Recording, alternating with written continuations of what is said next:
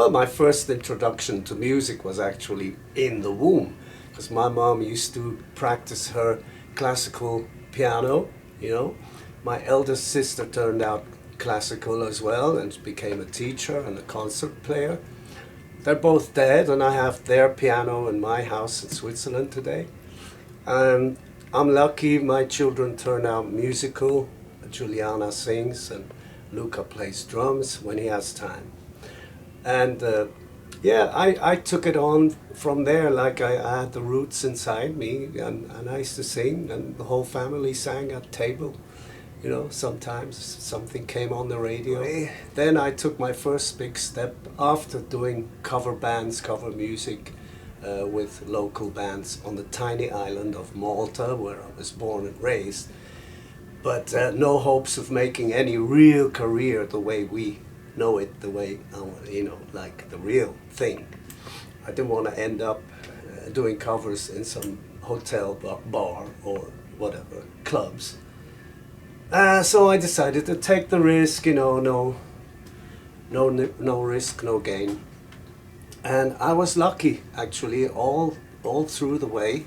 I went to London and started jamming with these guys, you know, and trying to put a cover band together, keeping a day job.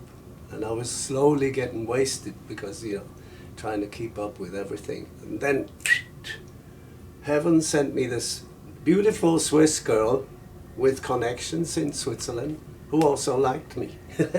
And she helped me out, get there and get the contacts. And the first band didn't work out, but the second band we went on for about 6 years. We were the first Swiss band to tour the whole of Europe and Great Britain with bands like Ginger Baker, Baker Gervitz Army, and ending with a tour in Germany with Queen, you know, Mr. Freddie Mercury, doing his sound check every day, and we were all like amazed by this guy. That was T, and I spent 6 years with a band called T.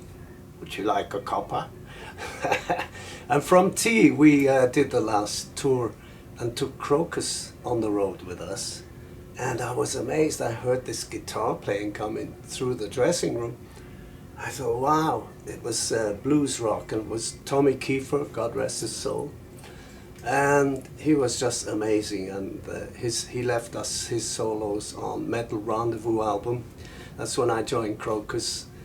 It was my debut album, and Tommy played like amazing solos. He was influenced by Hendrix mostly. And you can hear that on the long solo on the song or piece Fire, you know. And then there's others like Tokyo Nights, which is like incredible melodic and bluesy and everything solo. But anyway, the whole band I liked because at that point in time when I met Krokus, I was in London, and I had evolved to a band called Easy Money.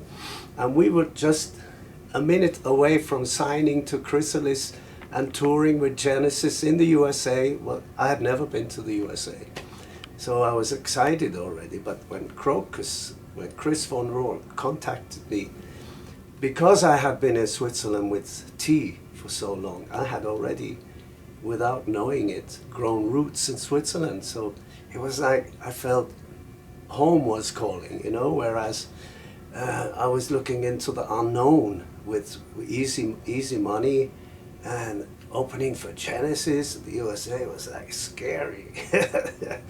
I went on the road with Krokus, we were like a rocket to the moon, because the success came like bam, you know, my debut album with them, that you know, Metal Rendezvous just shot up into the stars, and we got phone calls from everywhere.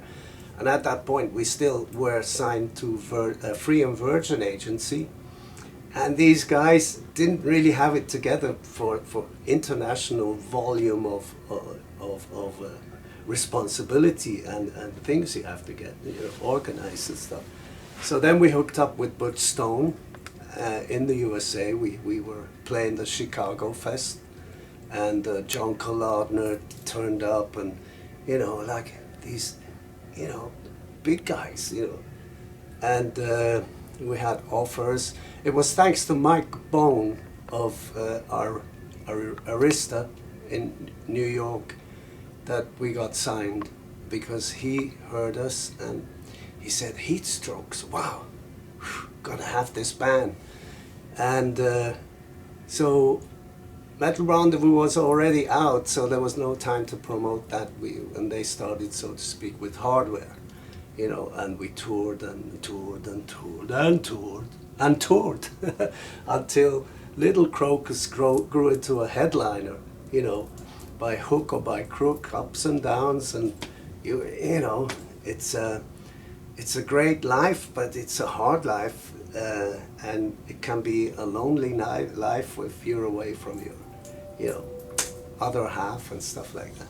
But you know, it rolled and rolled, and we did a lot of touring, and the best tour for me was with Def Leppard. Def Leppard, Gary Moore was opening, we were special guests, and Def Leppard was headlining. And it was the same year when Michael Jackson came out with Thriller, and it was in the radio, and he was the one keeping Def Leppard away from being the #1 in the Billboard charts. And we were as happy as pigs in shit, because we had for the first time a whole album in the Billboard charts at number 24. For us, that was like number 20 would have been enough. Number 30 would have been like, top 100 would have been enough. So we were number 24, and then suddenly on the Def Leppard tour, some things started to go sour. You know, I think there were there was too much drugs around and stuff like that. I had to stay away from the heavy stuff, I'll admit, because of my vocal cords. I thought, no, I'm not gonna let them be eaten away by some, you know, ingredient that shouldn't be there. You know, and thank God I can still hit some high notes today. So, and I look after myself physically and mentally, and I got the love of my wife and children and lots of good friends, and I'm happy to be back. I feel like I'm home from home, and we're gonna be on solid ground in September, October 2020 for a farewell tour, because unfortunately all good things come to an end, and then they come to an end again, then they start and end, and but this is supposed to be the real finish, you know. So I'm thinking about the future, and I've got something in the pipes, and I'd like to spend more time in the US if possible, and I've already met up with a couple of musicians, and you know, but right now everything's open.